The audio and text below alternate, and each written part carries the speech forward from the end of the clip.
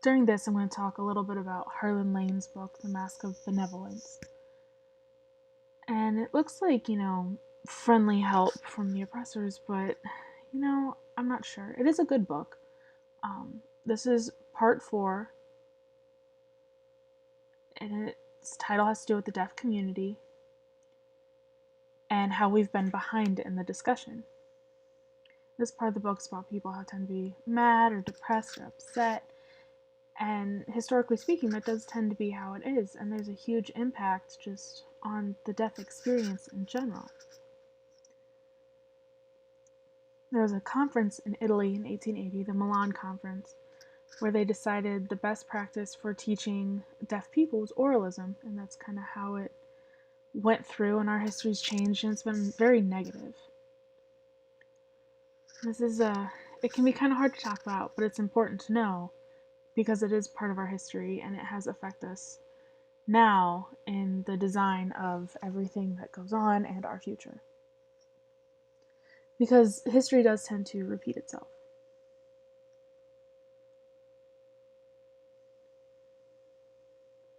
Many countries are more open to sign language. Some are strong, they have one more important language and they firmly believe that. And a lot of the times, minority cultures don't have their own language. They kind of oppress that and force them to learn the majority language. Many groups experience that, especially like Native Americans or other indigenous peoples in other countries. They have that experience a lot with their language being taken away from them and being told they're not enough and they need to learn the majority language. And a lot of the times, their language, because it's not used, it tends to disappear along with their culture. Culturally hearing people tend to, have experience with one language, and that's about it.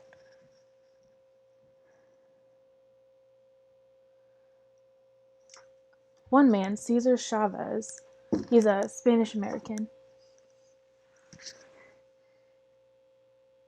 He speaks Spanish, and he uses Spanish frequently. He uses it in school, he uses it everywhere he can. And they just keep including Spanish in everything they do. And when he was a kid, he would get punished for using Spanish.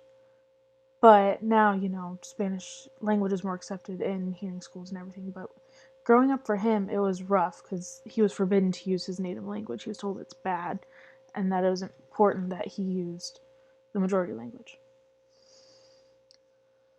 Lane talks a lot about culture in the book and oppression and, what's things that are being forbidden and just different negative connotations.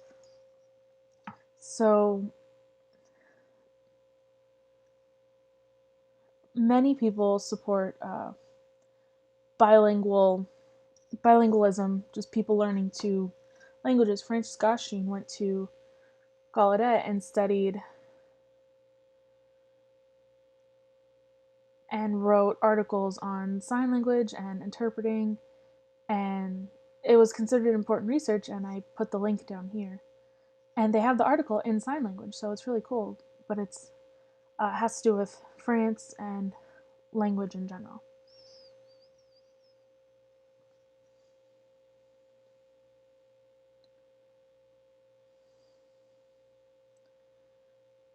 Gosheen explained what happens when we punish people or are negative towards them for them using their natural language. Like if there was a mother who talks about what happened when her kid used their natural language. They can't develop skills as far as language goes, and it really regresses them. There's a mentality in teaching called sink or swim. It's either you learn or you don't learn it, and that's about it. There's no in between. They don't work with the kids. They either are expecting them and forcing them to learn it, or they don't. And especially when it comes to learning majority languages, this can be really hard on the kids. French teachers would write French sentences on the board, and then they would take turn by turn with the students, and they would have to practice saying everything in French. And the children would kind of follow along with the teacher, but they'd look at each other like, what's happening? They could say it, but they didn't exactly understand what was being said or what they were meaning in that. They can make, they can make their mouths make the sounds and everything, but it just wasn't effective. They had no idea what any of it meant. Gostian also said that when it came to the sink or swim method for teaching children language, they used it talked about kids with different language background. Many tended to fail as far as skills or learning the majority language. They couldn't really get an in-depth meaning of the language. They also felt very insecure in their language use. They're like guessing a whole lot. There was also a negative attitude towards that majority culture in the language because they felt they were being forced into it.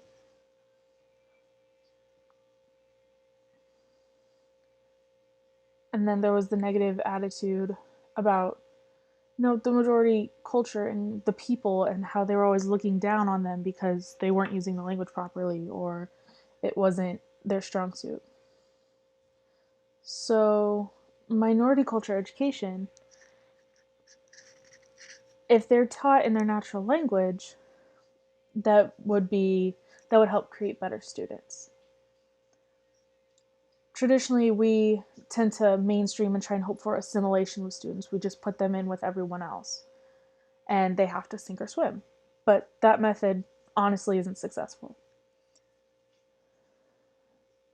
As far as a majority people go, it doesn't seem to work. So we need to come up with different methods of teaching, whether it be minority culture, minority language, using what they know instead of, or also adding in the part about majority culture, or just trying to figure out different ways to mix the two so that they can develop and depend on themselves and be successful.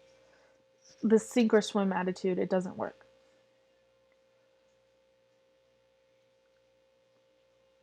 Minority cultures generally don't rely on bilingualism. They don't support it. They don't say, you can be part of minority culture and the majority. No, they're like, you have to pick one. If you're from the minority culture, you need to learn to follow the majority. And if you fail, they tend to block you out. A lot of those people that fail at trying to join the majority culture can't get a job because they can't speak the English or whatever the language is. They're viewed as lesser. So they may have to work a manual job or something. Plus then, as far as education, you can't support successful students if they can't work in that language. So the best way that we can really help control and teach people is by using their natural language.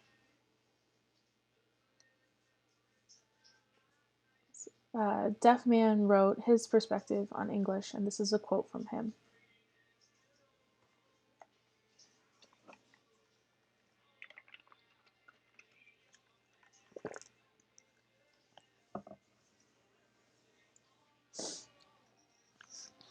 That man showed that the way that we were teaching everything, English or whatever, and just throwing it at people, just throwing different words and trying to force speech reading and everything, just trying to put English in as much as possible, it got really frustrating for the students. And it really affected him.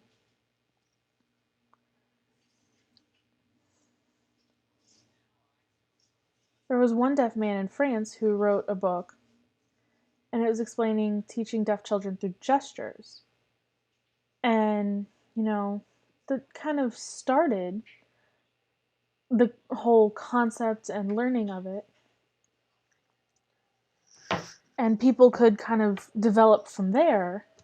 Another man wrote a book, describing how to